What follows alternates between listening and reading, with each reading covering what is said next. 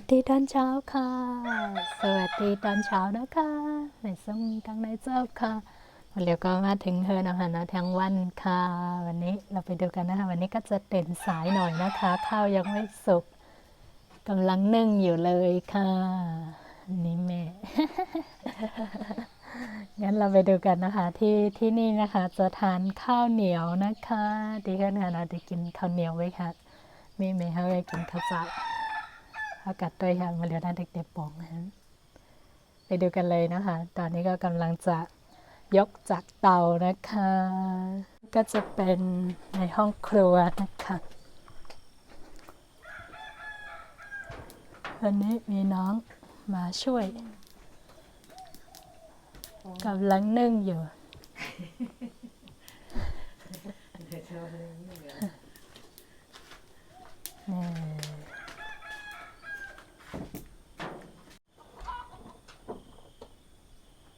นี่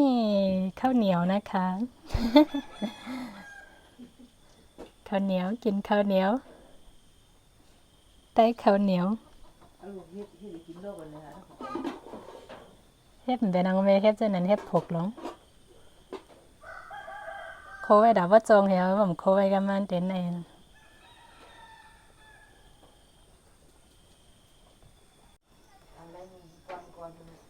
ก็จะเป็นภายในห้องครัวนะคะทุกคนน่าจะจำกันได้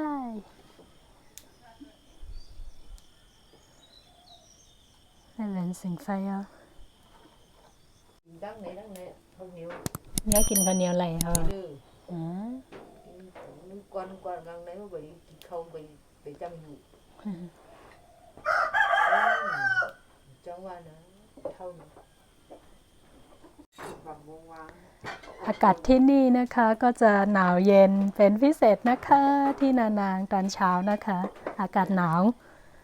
ค่ะดีนานางประกาศในเด็กกัดอินค่ะนะกลางวันก็จะร้อนนิดนึงค่ะพอข้าวสุกนะคะเราก็จะไปถวายพระก่อนนะคะไปดูกันว่ามีอะไรบ้างค่ะเพราะข้าวสุกก็เมื่อต่างซ้อมอ่อนตังนะคะ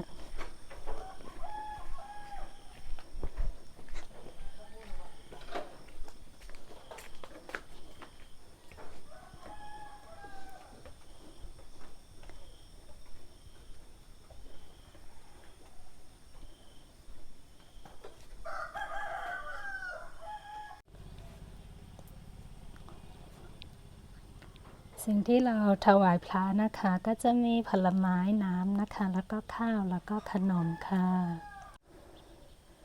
เอาค่ะต่างซ้ำได้ก็ว่าพักไปซุปได้ก็ได้มีข้าวมุ้นหมักไหม้ยาก็ข้าวนำค่ะเนาะจริงๆต้องถวายผักกับข้าวด้วยนะคะแต่ว่ากับข้าวยังไม่สุกตอนนี้ก็สายแล้ววันนี้ตื่นสายก็เลยมีเท่านี้ค่ะวันนี้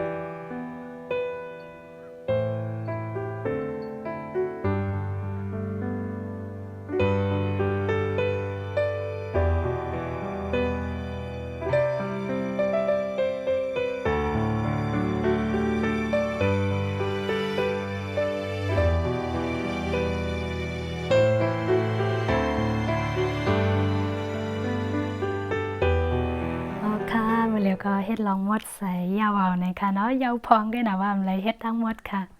ตอนนี้ก็ทำความสะอาดไปบ้างเรียบร้อยแล้วนะคะ แต่ก็ไม่ได้ทำซะทั้งหมดนะคะ เดี๋ยววันนี้นะคะหมอก็จะมาแค่นี้ก็คือ